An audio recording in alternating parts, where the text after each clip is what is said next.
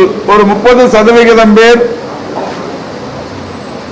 இணைப்பு கிடைக்கப்பெறாத நிலையில் இணைப்பு கிடைக்கப்பெற்ற 70% என்கின்ற வகையில் இன்றைக்கு அந்த மாணவர்களோடு தொடர்பு கொள்ளப்பட்டிருக்கிறது. அந்த மாணவர்களிடத்தில் நீட் தேர்வில் தேர்ச்சி பெற தவறி இருந்தாலும் அடுத்தடுத்த வாய்ப்புகள் இருக்கிறது. மீண்டும் இதே தேர்வை சந்திக்கும் நிலையும் இருக்கிறது. எனவே மனம் தளராமல் உங்களுடைய படிப்பை தொடர வேண்டும் என்று அறிவுறுத்தப்படுகிறது.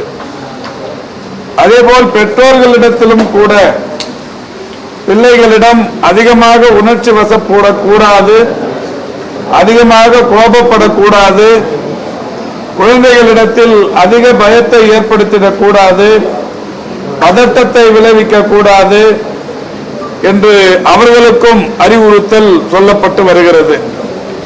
அந்த வகையில் இன்றைக்கு இந்த பயிற்சி தொடங்கப்பட்டிருக்கிறது.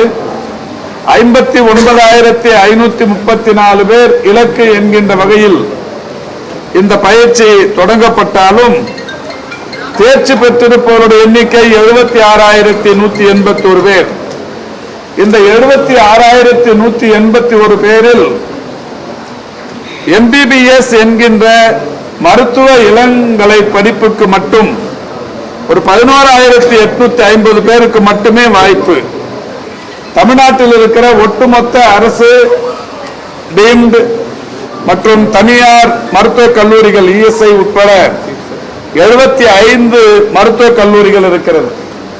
இந்த 75 மருத்துவக் கல்லூரிகளிலும் இளங்கலை மருத்துவத்தில் படிப்பதற்குரிய வாய்ப்பு என்பது 11,850 பேருக்கு மட்டுமே.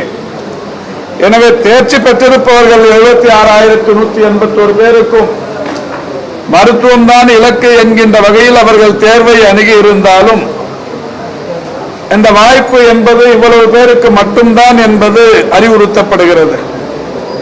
அதோடு மட்டுமல்லாது இதை தொடர்ந்து MBBS என்கின்ற இந்த மருத்துவ படிப்பை தொடர்ந்து வெவ்வேறு வாய்ப்புகளும் இருக்கிறது என்று அறிவுறுத்தப்படுகிறது.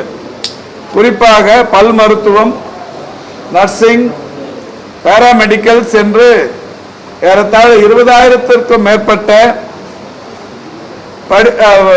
படிப்புகளில் சேர்வதற்குரிய வாய்ப்புகள் இருக்கிறது.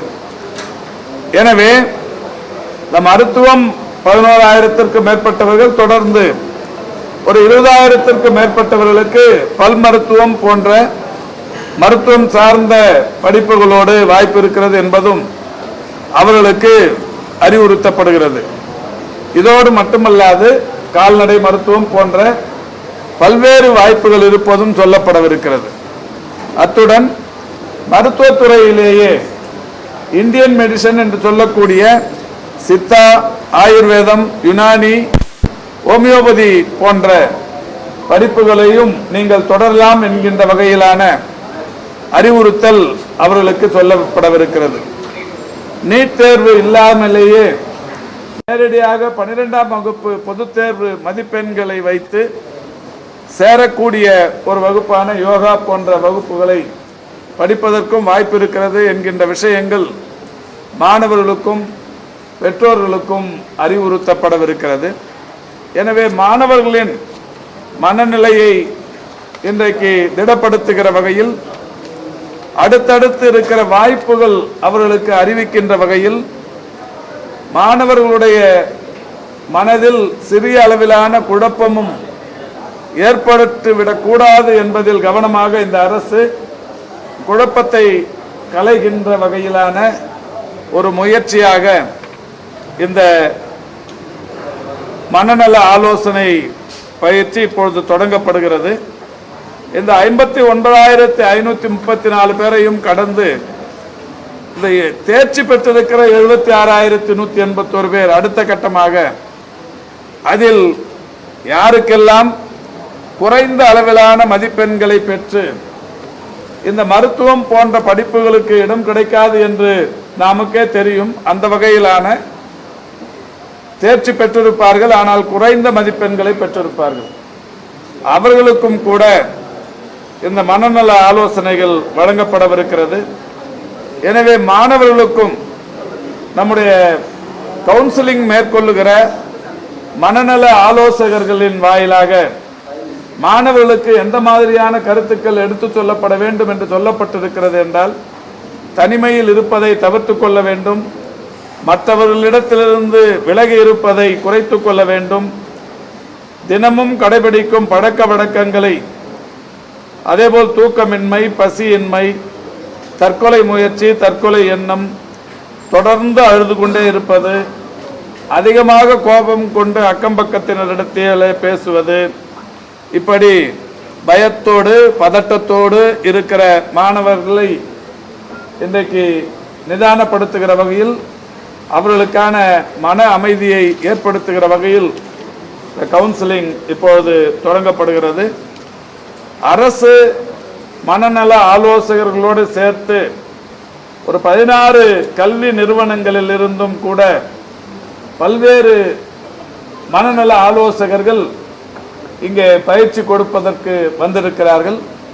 அந்த வகையில் இந்த பயிற்சி நீட் தேர்வை அணுகிய மாணவ மாணவியர்களுக்கு, நீட் தேர்வில் தேர்ச்சி பெற தவறிய அல்லது நீட் தேர்வில் குறைந்த மதிப்பெண் பெற்ற அனைவருக்குமே பயனுள்ளதாக இருக்கும் என்கின்ற வகையில் மாண்புமிகு தமிழ்நாட்டின் முதலமைச்சருடைய வழிகாட்டுதலோடு இந்த திட்டத்தை இன்றைக்கு நானும், துறையின் செயலாளர், NHM MD, TNPHSC PD, அதேபோல் தொகுதியின் சட்டமன்ற உறுப்பினர் மருத்துவர் எழில் நாகநாதன் போன்ற அனைவரும் பங்கேற்று முறையாக தொடங்கி வைத்திருக்கிறோம். மனநல ஆலோசனை அவங்க எது பெரிய சவாலாக இருக்குன்னா, 2 கேட்டகரியான மக்களையும் பார்க்குறாங்க. ஒன்று வந்து எக்ஸாம் எழுதி பார்த்தா இந்த மார்க் கம்மியாக போக முடியாது ஒன்று, இன்னொன்று ஃபெயில் ஆனவங்க. அவங்க பேசும்போது எந்த மாதிரி சொல்கிறாங்க, இவங்க எந்த மாதிரி இது பண்ணுறாங்க. இல்லை, இப்போ கூட நான் மதுரையை சேர்ந்த ஒரு தங்க இடத்தில் பேசினேன். அவங்க ஈஸியாக தான் எடுத்துக்கிறாங்க, ரொம்ப சவாலாலாம் எதுவும் இல்லை. நம்மளே எதையும் சவாலாக அவங்க மேலே திணிக்க முடியாது. அவங்க இது இல்லைன்னா நான் அடுத்த வாட்டி எழுதணும் அப்படிங்கிற அந்த முதல் முறையாக நான் தேர்வை அணுகியிருக்கிறேன், அடுத்த முறை நான் தேர்வை அணுகுவேன் என்று சொல்லியிருக்கிறார். இன்னொன்று, தொடர்ச்சியாக மாண்புமிகு முதல்வர் சொல்லி வருவது, இது மருத்துவம் மட்டுமே இலக்கு என்று பெரிய அளவில் மனதில் வைத்துக்கொண்டு இதில் ஒரு அந்த மாதிரி இருக்கக்கூடாது அப்படிங்கிறது தொடர்ச்சி அறிவுறுத்தப்படுது. அதுக்காக தான் அதுக்கு அடுத்தடுத்து இருக்கிற ஆப்ஷனும் இப்போ அவங்களுக்கு சொல்லப்படுகிறது. அவங்க இது தவிர்த்து வேறு இமிடியேட்டாக என்ன கோர்ஸ் எடுத்துக்கலாம், எதெல்லாம் வாய்ப்பு இருக்குது, நீங்கள் எடுத்த மதிப்பெண்ணுக்கு இந்த மாதிரியான வாய்ப்பு இருக்குங்கிற தகவலையும் அவங்களுக்கு சொல்கிறாங்க. அதனால் இந்த பெரிய அளவில் அந்த அவர்களுடைய மன உளைச்சலை போக்குவதற்கு உரிய நல்ல திட்டமாக இது இருக்கும் என்று எதிர்பார்க்கப்படுகிறது. கடந்த ஆண்டுகளில் நடத்தப்பட்ட இந்த மனநல ஆலோசனைகள் மிகப்பெரிய அளவில் பயனுள்ளதாகவும் அமைந்திருந்தது.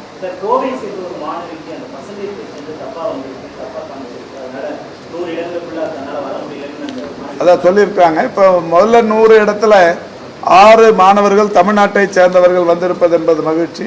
கோவையை சேர்ந்த மாணவியின் அந்த கருத்தும் நேற்றைக்கே கோவையில் எங்களிடத்தில் பத்திரிகையாளர்கள் தெரிவித்தார்கள்.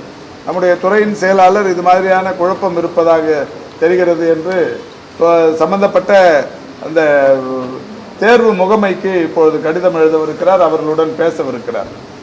அலுவல் அதாவது அதிகாரிகளிடத்தில் அதற்கான விளக்கங்களை, நம்முடைய இந்த மாணவியின் புகார் குறித்தான விளக்கங்களை நேரடியாக அவர்களிடத்தில் பேசவிருக்கிறார்.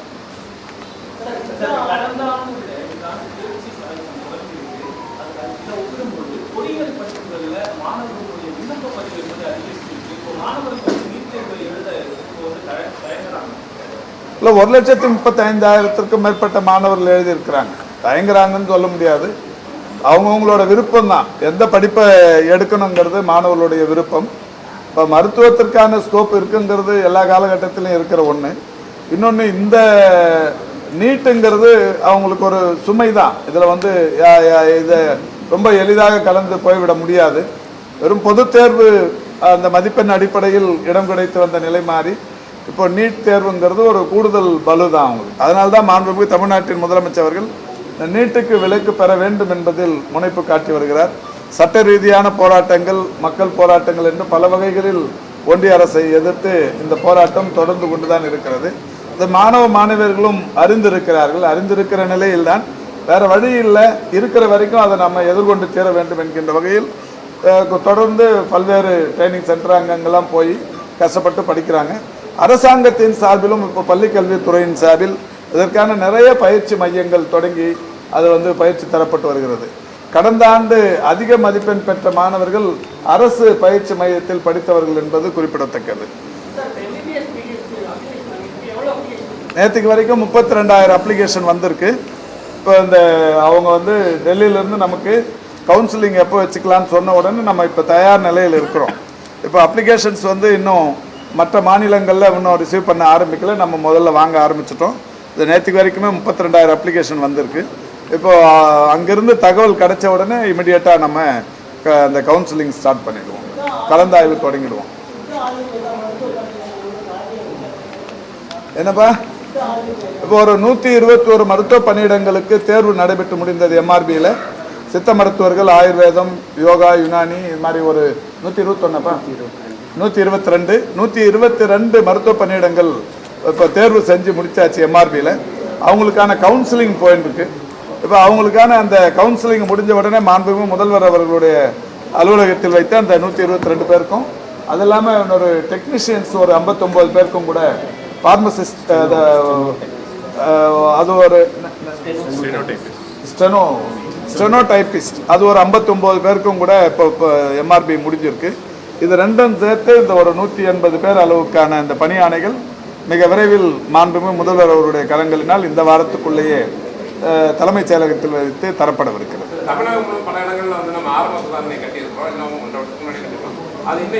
இல்லை, இது சம்பந்தமாக நான் 2-3 நாளாக சொல்லின்னு இருக்கிறேன். ஒரு 50 ஆரம்ப சுகாதார நிலையங்கள், நகர்ப்புற ஆரம்ப சுகாதார நிலையங்கள் கட்டி முடிக்கப்பட்டு விட்டது. அதுக்கான HR பணியாட்கள் நியமிக்கும் பணிகளும் தற்போது முடிவுறும் தருவாயில் இருக்கிறது. அதை அந்த பணியாட்கள் புதிதாக நியமிக்க வேண்டிய சூழல் இருக்கிறதால் அதுவும் இப்போ தயார் நிலையில் இருக்கு. இது மட்டும் இல்லாமல் மாண்புமிகு முதல்வர் டெல்லிக்கு போய் அந்த ஆம் ஆத்மி மோபுல்லா கிளினிக்ஸை பார்த்துட்டு ஒரு 708 மருத்துவமனைகள் தமிழ்நாட்டில் அமையும் என்றும், ஒரு 21 மாநகராட்சிகளிலும் 63 நகராட்சிகளிலும் அது அமையும் என்று அறிவித்தார்கள். அந்த வகையில் அறிவித்த ஒரே ஆண்டில் ஒரு 500 மருத்துவமனைகள் திறந்து வைத்தாகிவிட்டது. இன்னும் ஒரு 208 திறக்கணும். அதுக்கு HR இப்போதான் கம்ப்ளீஷன் ஆயிருக்கு. அதுக்கு HR பொறுத்த வரைக்கும் டிஸ்ட்ரிக்ட் ஹெல்த் சொசைட்டி மாவட்ட ஆட்சித்தலைவர் தலைமையில் தான் அதை தேர்வு பண்ணுறாங்க. அது முடிகிற தருவாயில் இருக்குது. இது ரெண்டுமே ஒரே இடத்துல சென்னையிலிருந்து இந்த 50 ஆரம்ப சுகாதார நிலையங்களையும் 208 நகர்ப்புற நலவாழ்வு மையங்களையும் மாண்புமிகு தமிழ்நாட்டின் முதலமைச்சர்கள் சென்னையிலிருந்து காணொலி வாயிலாக தமிழ்நாடு முழுவதிலும் இருக்கிற இந்த ஏறத்தாழ 258 மருத்துவ கட்டமைப்புகளை ஒரே நாளில் தொடங்கி வைக்கவிருக்கிறார். இல்லை, எதிர்பார்க்கறதுங்கிறது இல்லைங்க. இதுக்கு HR போடணும். கட்டடம் கட்டி முடிச்சாச்சு. இன்ஃப்ராஸ்ட்ரக்சரை பொறுத்த வரைக்கும் ஓவர். இப்போ இந்த பணியிடங்கள் நிரப்புவதற்கு என்று ஒவ்வொரு மாவட்ட ஆட்சித்தலைவரும் பத்திரிகைகளில் விளம்பரப்படுத்தி தேர்வு நடத்தி முறையாக தேர்ந்தெடுக்கிறாங்க. இந்த அரசை பொறுத்தவரை பணியாளர்கள் நியமனங்களில் வெளிப்படைத்தன்மை, ஒரு நேர்மையான அணுகுமுறை, இந்த மாதிரியான பல்வேறு வழிகாட்டு நெறிமுறைகளை மிக சிறப்பாக கையாண்டு வருகிற காரணத்தினால் ஓரிரு நாட்கள் இதில் காலதாமதம் ஏற்படுது. என்றாலும் இன்னொரு 10 நாட்களுக்குள் அது திறப்பதற்கு முதல்வரிடத்தில் தேதியினை பெற்று சென்னையில் ஒரு பெரிய நிகழ்ச்சியின் மூலம் இந்த 208, அது ஒரு 50, 258 மருத்துவ கட்டமைப்புகளும் ஒரே நாளில் திறந்து வைக்கப்படுது. இது முடிஞ்சோன்னே தானே அது இதுதான் இப்போ தொடங்கி இருக்கிறோம். விண்ணப்பங்கள் கொடுப்பதை பொறுத்தவரை ஓரிரு நாளில் தொடங்குவோம். கவுன்சிலிங்கை பொறுத்த வரைக்கும் MBBS முடிஞ்சு அதுக்கப்புறம் எந்த தேதியில் அதுக்கும் ஆயுஷ் நிர்வாகம் சொல்லுதோ அப்போ பண்ணுவோம்.